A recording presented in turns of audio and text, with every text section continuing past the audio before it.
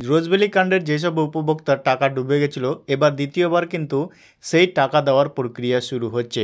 এই টাকা আপনারা কিভাবে পাবেন সমস্ত কিছুই এক এক করে জানতে পারবেন এই প্রতিবেদনের মাধ্যমে। ভিডিওটা প্রথম থেকে শেষ পর্যন্ত দেখুন, তাহলে এই সমস্ত কিছুই আপনারা বুঝতে পারবেন। তার আগে বন্ধুরা, যদি আমাদের চ্যানেলে নতুন হয়ে থাকেন, চ্যানেলটিকে সাবস্ক্রাইব করে রাখবেন এই ধরনের নতুন নতুন ভিডিওর আপডেট পেতে। তো চলুন বন্ধুরা, ভিডিওটাকে শুরু করা যাক। দেখুন এই সংক্রান্ত আপডেটে কি বলা আছে। তিল তিল করে গড়ে তোলা সঞ্চয় হারিয়েছেন হাজার হাজার মানুষ। দীর্ঘদিন বাদে এবার ক্ষণিকের আশা আলোয় দেখছেন রোজভ্যালির আমানতকারীরা।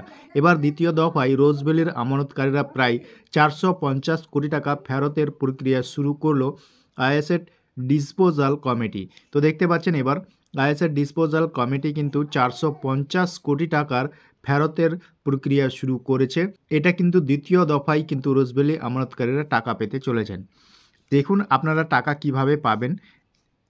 কেউ টাকা জমাচ্ছিল মেয়ের বিয়ের জন্য, কেউ আবার প্রতিদিন 10 টাকা করে গচ্ছিত রেখেছিল রোজভ্যালিতে। কিন্তু স্বপ্ন চুরমার হয়ে গেছে। দীর্ঘদিন বাদে একটু আশার আলো। দ্বিতীয় দফার রোজভ্যালির আমানতকারীদের টাকা ফেরানোর প্রক্রিয়া শুরু করলো আইএসএট ডিসপোজাল কমিটি। রোজভ্যালিতে যারা টাকা রাখছিলেন, এবার কিন্তু দ্বিতীয়বার এই টাকা ফেরতের প্রক্রিয়া কিন্তু শুরু হচ্ছে। তারপর বলছে আমানতকারীদের প্রায় 450 কোটি টাকা ফেরত দেওয়া হবে। দ্রুত শুরু হবে সেই প্রক্রিয়া। টাকা ফেরতের ঘোষণার পর আমানতকারীদের প্রশ্ন, কিভাবে টাকা ফেরত পাওয়া যাবে। বলছেন এবার টাকা আপনারা কিভাবে পাবেন সে নিয়েও কিন্তু বলেছে। আপনারা ভিডিওটা দেখলেই বুঝতে পারবেন। অ্যাসেট ডিপোজিটাল কমিটির চেয়ারপারসন ও অবসরপ্রাপ্ত বিচারপতি দিলীপ শেঠ বলেন, যারা এখনও দরখাস্ত করেননি তারা তাড়াতাড়ি দরখাস্ত করুন। উড়িষ্যা থেকে যে টাকা পাওয়া গেছে সেই টাকা সমস্ত আমানতকারীদের ফেরত দেওয়ার প্রক্রিয়া শুরু হচ্ছে।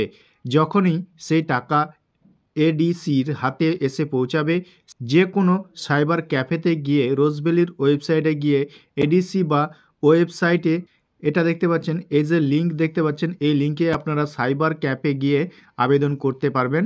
তারপরে বলছে আপনারা নিজেরাও কিন্তু আবেদন করতে পারবেন এই লিঙ্কে, যেখানে সমস্ত প্রক্রিয়া বলা আছে, কিভাবে দরখাস্ত করবেন এবং কি কি তথ্য লাগবে সেগুলো সব সেখানে দেওয়া আছে। তো আপনারা এই যে লিঙ্কটি দেখতে পাচ্ছেন, এই লিঙ্কে গিয়ে আপনারা আবেদন করলেই আপনারা সেখানে সমস্ত তথ্য পেয়ে যাবেন। আপনাদের ডকুমেন্টস কী কী লাগবে, আপনারা কিভাবে আবেদন করবেন। এছাড়াও এরপরে আর কি বলেছে দেখুন, এখানে বলা আছে গত বছর আগস্টে প্রথম দফায় 19 কোটি 40 লক্ষ টাকা তুলে দিয়েছেন এনফোর্সমেন্ট ডিরেক্টর। তো দেখতে পাচ্ছেন গত বছর কিন্তু 19 কোটি 40 লক্ষ টাকা তুলে দিয়েছেন রোজভ্যালির প্রতারিতদের হাতে। সেই টাকা তুলে দিয়েছেন অ্যাসেট ডিসপোজাল কমিটি। প্রথম দফায় কিন্তু 19 কোটি 40 লক্ষ টাকা তুলে দিয়েছিলেন, এবার কিন্তু 450 কোটি টাকা ফেরত দিচ্ছে।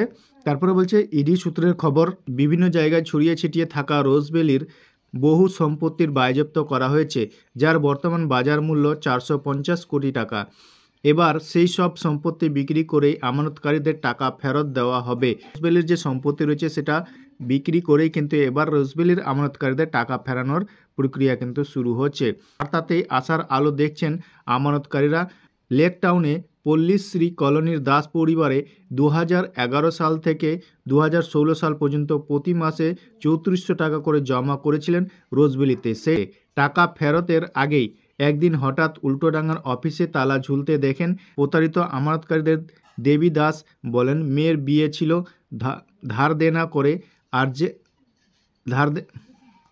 তো দেখতে পাচ্ছেন এবার অনেকে কিন্তু এইভাবে টাকা জমা করেছিলেন আর সেই টাকা কিন্তু ডুবে গেছিল।